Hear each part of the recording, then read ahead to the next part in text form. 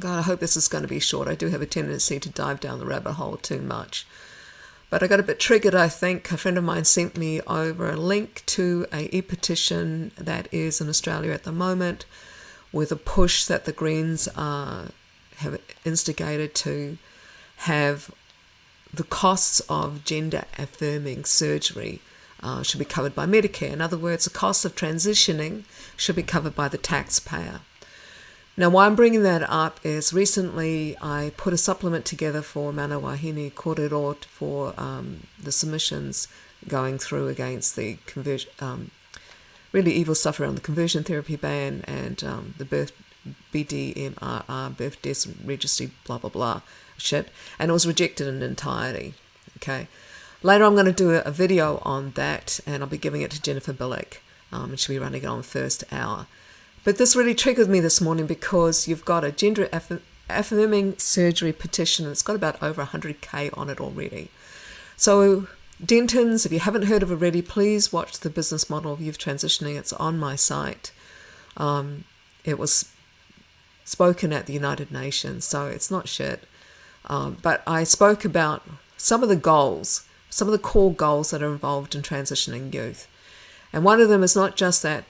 One of them is a quick, affordable access to legal gender recognition based on the model of self-determination. So in the schools that's happening right now over here in Australia, like Victoria schools, for example, there's policies in the Victorian government has put in their school policies that if a child declares that they're, the opposite gender, that's to be affirmed by the school.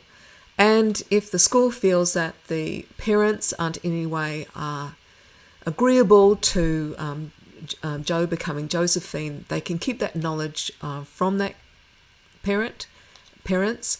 But not only that, they can use the experts like the gender clinics like the Royal Children's Hospital of Melbourne, which is notorious here, that can give expert advice on whether or not those kids can be medically or transitioned, not just socially transitioned, but medically transitioned. So all the goals that you've got on Denton's Handbook, extending the process to minors of self-determination. In Victoria, they've invented a new term called mature minor. So even though children should be protected under law, like if they're under 18, they just can't go off and, get a tattoo or anything.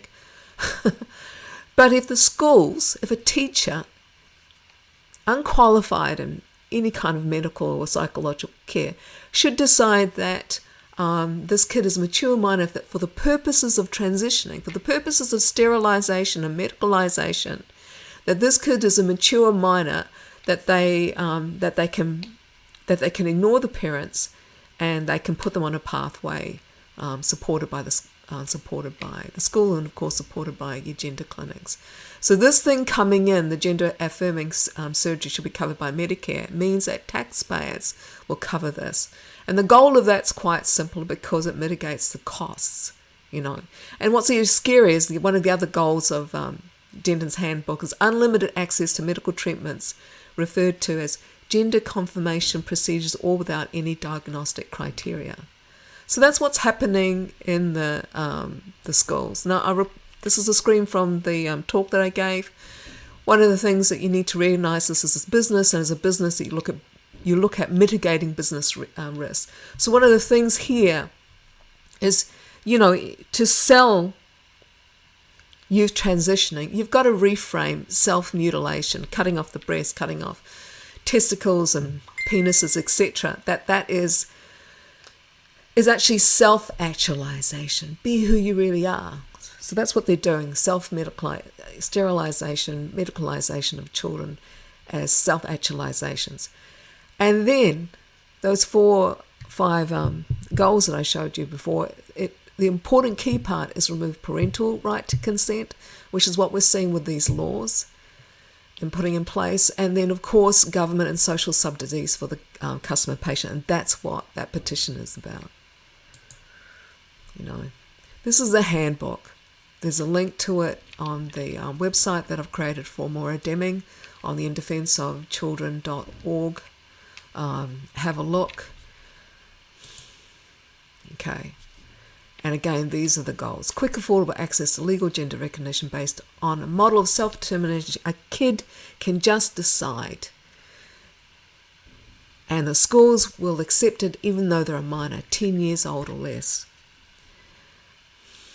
And they'll make it free, and they'll make it accessible, and parents won't have a say. And we just had last week the situation of a precedent that was set in law that the state can come in and take a child for the purpose of medically transitioning.